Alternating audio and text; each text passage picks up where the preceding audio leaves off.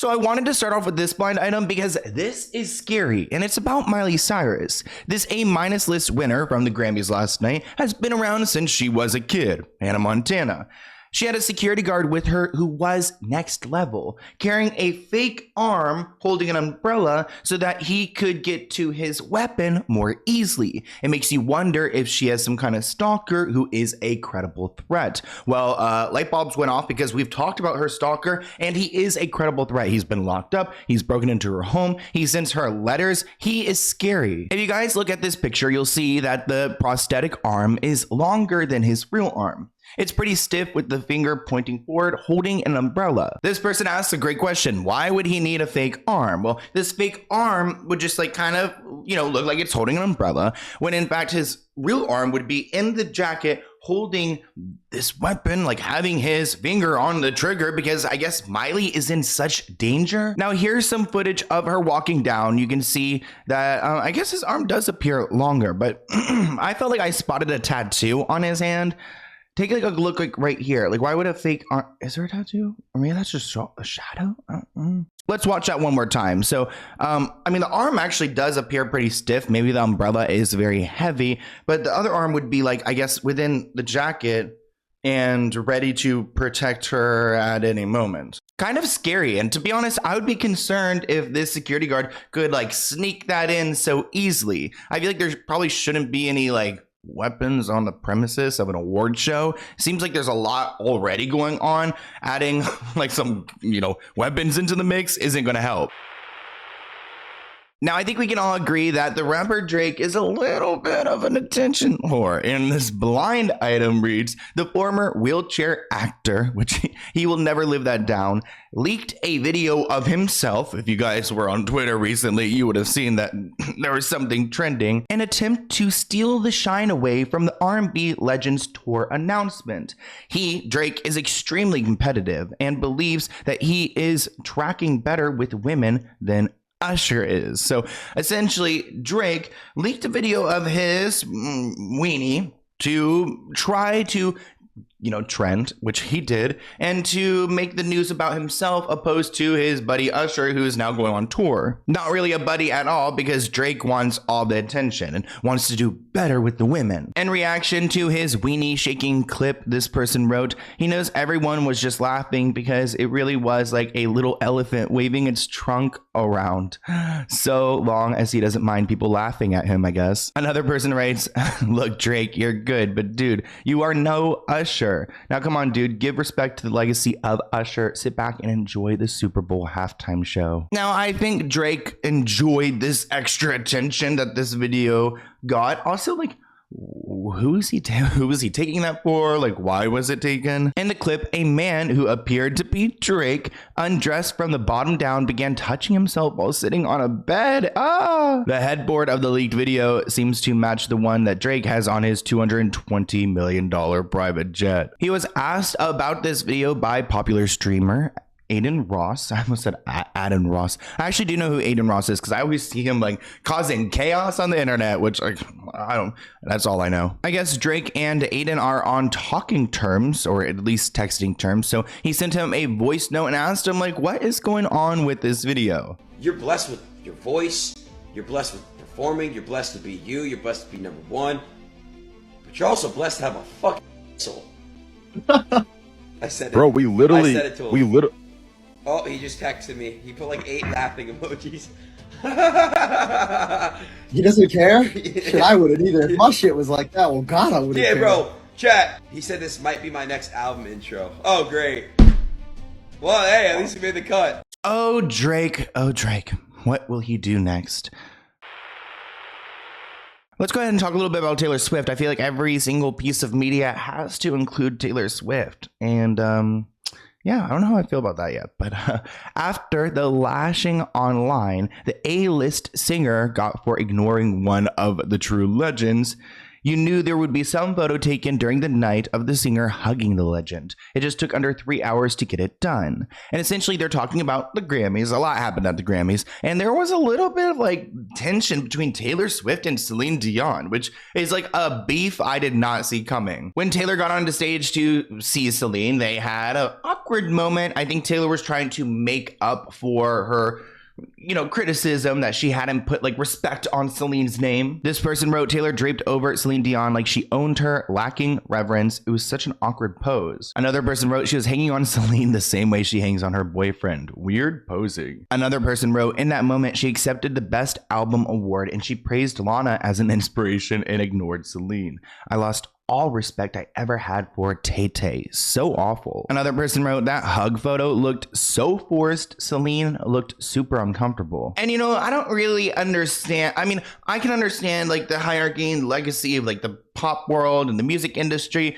I'm not entirely sure, like I wouldn't know how you're supposed to navigate it, but I do, as someone who's like not that well versed in like, I don't know, I guess music, especially like before my time, I am very familiar with Celine Dion. So she is a big deal. And I do feel like people need to respect her, especially because she's like not doing well. Like, I can't believe she even was at the Grammys. Like, I thought she was like unable to move. Like, she's got, I believe she's got like stiff person syndrome, which just sounds terrible. I mean, God bless her soul. Taylor Swift.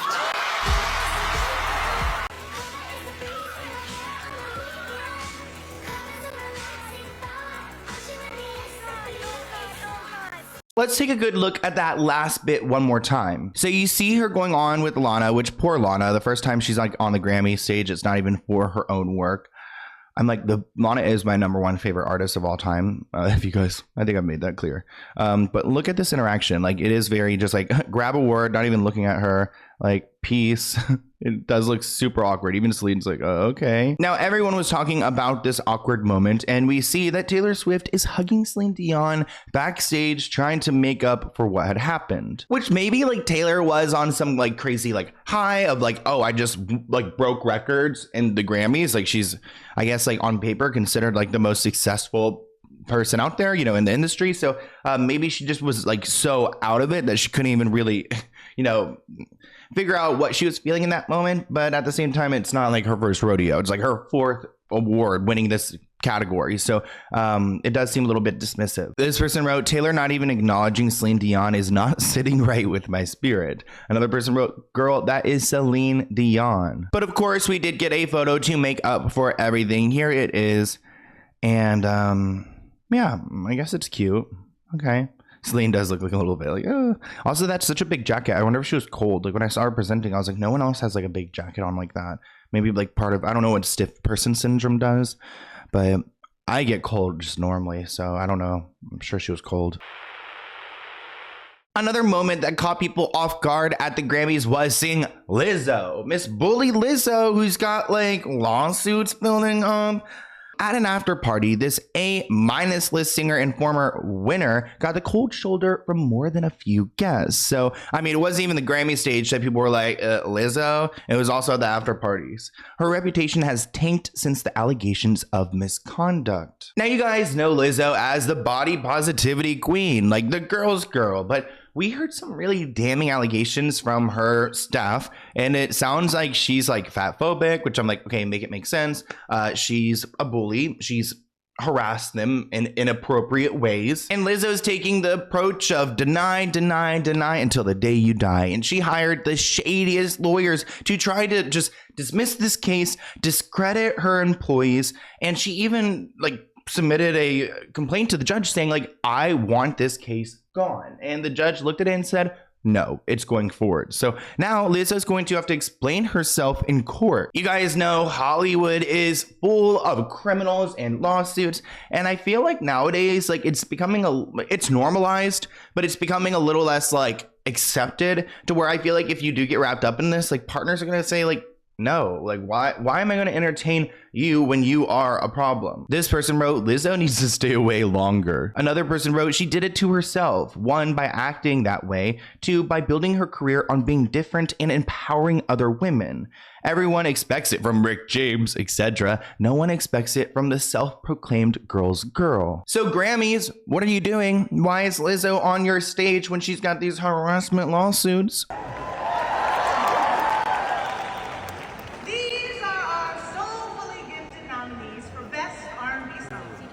Now, while Lizzo was ecstatic to present her friend SZA with the award, those tuning in at home were completely surprised by her presence. One person wrote, Jesus.